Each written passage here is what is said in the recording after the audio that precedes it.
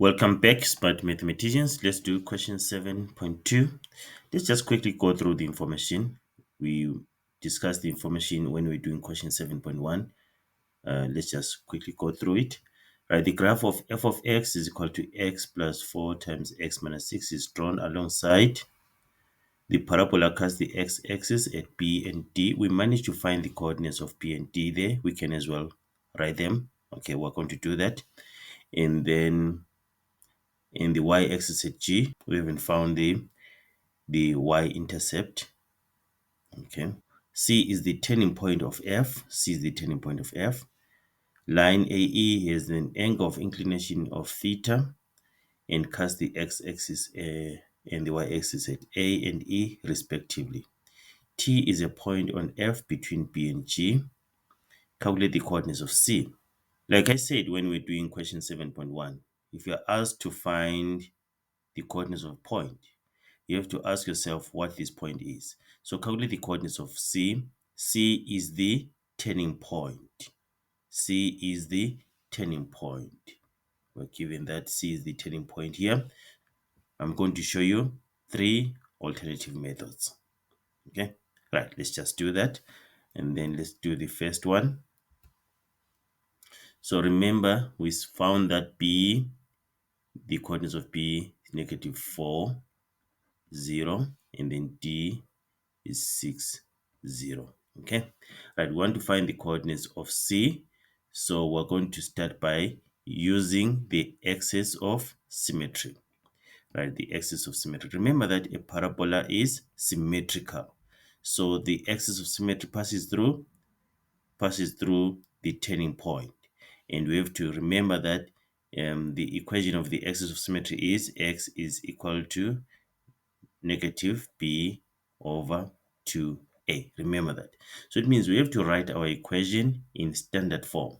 We're given that f of x is equal to x plus 4, x minus 6, now x plus 4 times x minus 6. Then let's write this in standard form.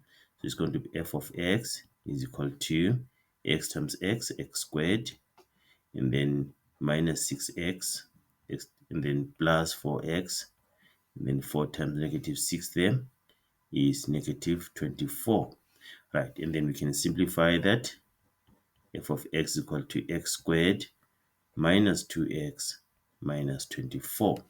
Right, so we have our b here, which is -2. We have our a, which is 1. The coefficient of x squared there is 1. So we can find the axis of symmetry there, which means x is equal to negative 2 over 2 times 1. I'm substituting into this equation, okay?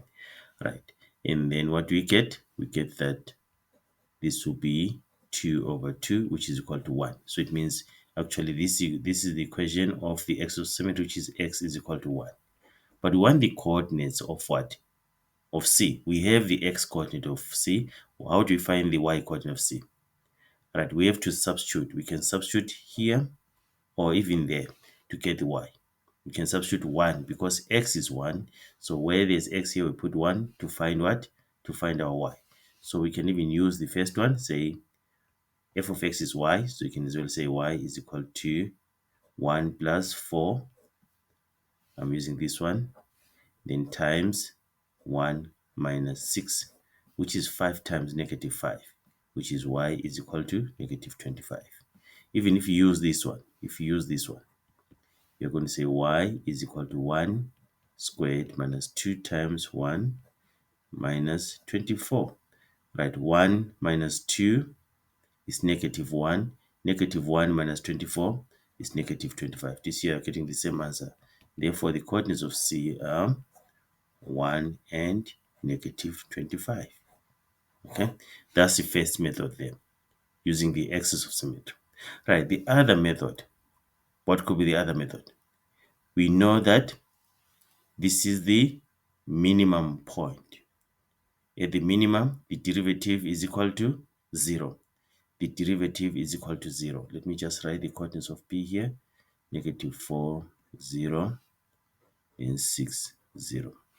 Right, so our equation is f of x is equal to x plus 4, then x minus 6, and then we wrote it in standard form. Let me just write the standard form straight away. We did this when you're doing the first alternative method. So it's x squared minus 2x minus 24, right? And then we can derive this. So f prime x, the derivative is 2x, isn't it? 2 times 1, and then it's 2, and then 2 minus 1, we remain with 1. And then here, this will give us negative 2. Then the derivative of a constant is 0. Right, you see that? So now, at the minimum point, the derivative is equal to 0. So meaning that 0 is equal to 2x minus 2, 2 is equal to 2x, 1 is equal to x by dividing by 2 on both sides of the equation. Right, then we can substitute f of 1 to get our y is going to be 1 squared minus 2 times 1 minus 24, where f of 1 is equal to negative 25. Therefore, c is 1, the coordinates of c, 1 and 25, like that, okay? And then let's do the last alternative method. So we know that a parabola is symmetrical. Again, we can find the equation of the axis of symmetry using the midpoint formula. So this is negative 4, 0, and then 6, 0. Okay, so we can find the midpoint of BD. We can find the midpoint of what? Of BD. Let's write the equation. F of x is equal to x plus 4, then x minus 6, and then we wrote it in standard form and said it is x squared minus 2x minus 24. Right, we can find the x coordinate of the turning point here by using the midpoint formula. Okay, by finding the x here, the midpoint of PD. So x for the turning point would be x coordinate of B plus x coordinate of D divided by 2. So the turning point, x coordinate of the turning point is going to be negative 4 plus 6 divided by 2.